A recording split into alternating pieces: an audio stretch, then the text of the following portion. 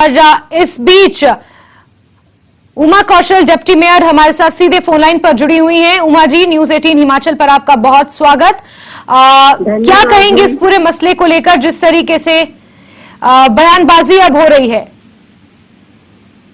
देखिए, मैं इस कंट्रोवर्सी के लिए कुछ भी नहीं कह रही हूँ। ये कह रही हूँ कि जब सीएम साहब ने एश्योरेंस दे दी है तो इसके बाद कोई कंट्रोवर्सी बनती नहीं है। उमा जी, हमें बताएंगे कि सीएम की तरफ से किस तरीके का आश्वासन, क्या गारंटी सीएम ने आपको दी है कि ऑफिस को लेकर किस तरीके से उन्होंने कहा है?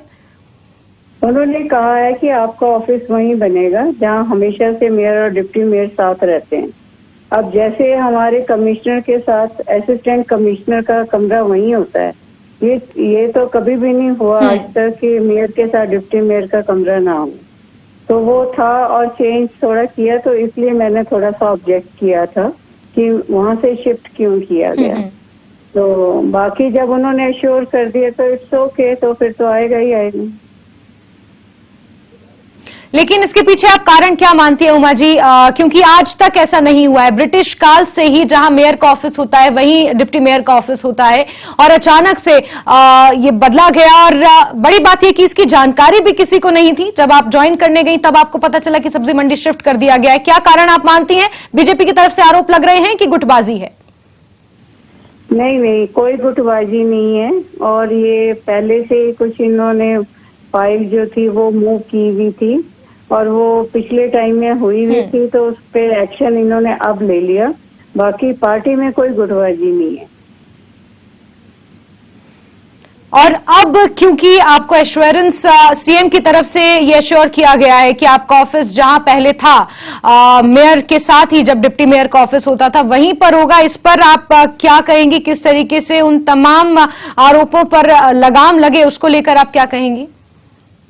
ये बिल्कुल ज्यादा टाइम नहीं लगेगा और जल्दी से जल्दी इस ऑफिस को बहाल करेंगे और अपने आप ही इन सब बातों पे लगाम लग जाएगी। तो कब तक हम माने उमा जी आप अपना कार्यभार संभालेंगी, ज्वाइन करेंगी? क्योंकि जिस तरीके से देरी हुई हमने देखा, पहले निगम के चुनाव 1 साल देरी से हुए, फिर उसके बाद कहीं ना कहीं मेयर और डिप्टी मेयर को लेकर भी एक लंबा मंथन चला। शिमला की जनता सफर ना करे, और कब आप अपना कार्यभार संभालेंगी? मैं जल्दी से जल्दी, जैसे ही रूम का हो जाता है मैं ज्वाइन करूंगी। और तब तक मैं घर से भी काम शुरुआत कर दी है, ऐसी बात नहीं है। फील्ड में मैं हूँ, लेकिन ऑफिस में जैसे तैयार होता है मैं ज्वाइन करूंगी।